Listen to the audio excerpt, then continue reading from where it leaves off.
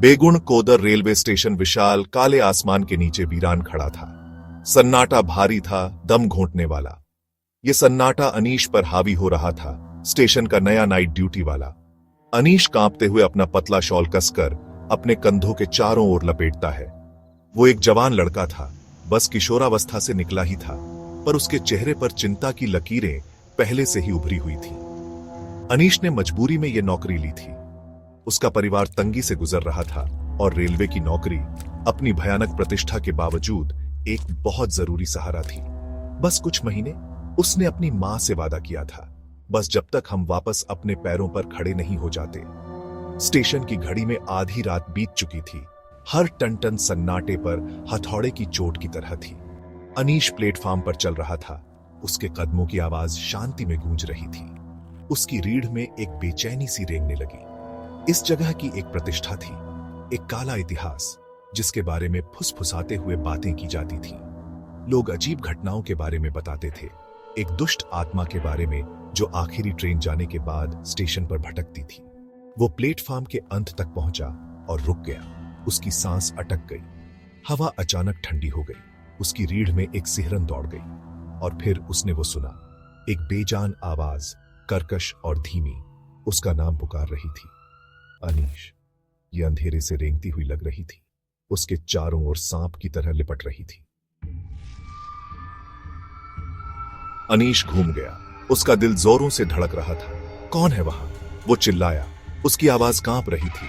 जवाब में सिर्फ उसकी अपनी आवाज की गूंज थी, जो भारी सन्नाटे में समा गई। उसके गर्दन के पीछे के बाल खड़े हो गए। वो अभी भी अपनी त्वचा पर एक बर्फीली सांस महसूस कर सकता था। अपने नाम की धीमी गूंज सुन सकता था। वो अपने फोन के लिए टटोला। उसकी उंगलियां डर से अनाड़ी हो रही थीं। बैटरी का आइकॉन लाल रंग में ब्लिंक कर रहा था। डेड। जाहिर सी बात है, ऐसा क्यों नहीं होगा? वो पुरानी बेचैन करने वाली डर जो नौकरी लेने के बाद से उसका लगातार साथी रही थी, उस पर अपनी पकड़ मजबूत कर रही थी। उसने अपने डर को तर्कसंगत बनाने की कोशिश की। यह बस हवा थी जो उसके दिमाग से खेल रही थी। वहां कोई नहीं था। वो अकेला था, लेकिन उसके अंदर एक सहज प्रवृत्ति उसे भागने के लिए चिल्ला रही थी। अचानक एक तेज चीख सन्नाटे को चीरती हुई निकली, एक खून जमा देने वाली चीख जो प्लेटफॉर्म के दूर से आती हुई लग रही थी। अनीश जम गया। उसका खून बर्फ में बदल गया। चीख कच्चे आतंक से भरी थी। उसकी त्वचा पर रोंगटे खड़े कर रही थी। वो जानता था, एक भयानक निश्चितता के साथ, कि वो अकेला नहीं था। उसका दिमाग उसके डर से लड़ रहा था। भागें या जांच करें, चीख उसके कानों में गूंज रही थी, उसके डर को बढ़ा रही थी, लेकिन साथ ही साहस की एक चिंगारी भी जगा रही थी। वो इसे अनसुना नहीं कर सकता था। एक गहरी सांस लेते हुए वो धीरे धीरे आवाज के स्रोत की ओर चलने लगा, हर कदम डर से भरा हुआ। प्लेटफॉर्म उसके सामने फैला हुआ था, एक बार फिर एक भयानक सन्नाटे में डूबा हुआ। जैसे जैसे वो आखिरी कुछ मीटरों के पास पहुंचा, हवा ठंडी होती गई। उसका दिल उसकी पसलियों के खिलाफ एक उन्मत्त लय में धड़क रहा था। और फिर उसने उसे देखा। एक जवान लड़की, मुश्किल से किशोरावस्था में, दीवार से सटकर खड़ी थी। उसकी आंखें दहशत से फैली हुई थी। उसके कपड़े फटे हुए थे, उसके बाल बिखरे हुए थे। उसने अनीश की तरफ देखा। उसका चेहरा डर का मुखौटा था और फुसफुसाई, मेरी मदद करो प्लीज। वो कांप रही थी। उसके शब्द मुश्किल से सुनाई दे रहे थे। अनीश का डर चिंता में बदल गया। क्या हुआ? तुम किससे भाग रही हो? उसने पूछा।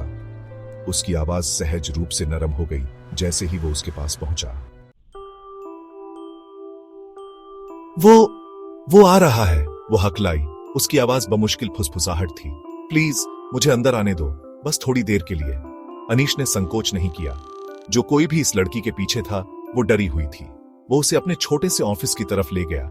उसके ऊपर रक्षा की भावना छा गई। चिंता मत करो, उसने कहा, एक आश्वस्त करने वाली मुस्कान के साथ। तुम यहां सुरक्षित रहोगी। उसने उनके पीछे दरवाजा बंद कर दिया। उसका दिल अभी भी धड़क रहा था।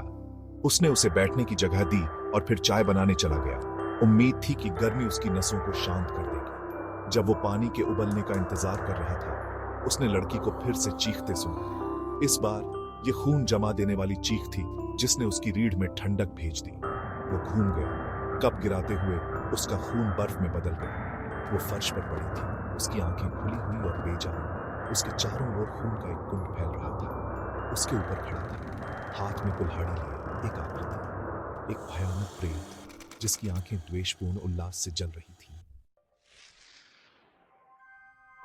अनीश हांफने लगा, डर के मारे पीछे हट गया। आकृति घूमी और अनीश ने खुद को शुद्ध बुराई के चेहरे को घूरते हुए पाया। उसकी त्वचा एक कंकाल के ढांचे पर तनी हुई थी। उसकी आंखें एक नारकीय रोशनी से चमक रही थीं। उसका मुंह एक विकृत मुस्कुराहट में फैला हुआ था, उस तरह जैसे तेज दांतों की पंक्तियां दिखा रहा था। प्राणी अनीश पर झपटा, एक बहरा कर देने वाली दहाड़ निकालते हुए। अनीश चिल्लाया, उसकी आवाज स्टेशन के भूतिया विलाप में खो गई। फिर सब कुछ काला हो गया। अनीश हांफते हुए उठा। उसका शरीर पसीने से तर था। वो लोगों से घिरा हुआ था। उनके चेहरों पर चिंता और डर का मिश्रण था।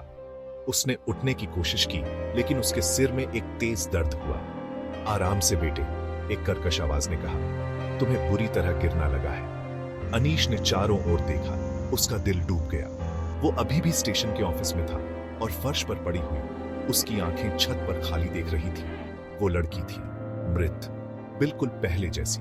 अनीश फंस गया था। बेगुन कोदर रेलवे स्टेशन पर एक भयानक रहस्य और एक द्वेषपूर्ण संस्था के साथ फंस गया, जो अब उसकी वास्तविकता का हिस्सा थी।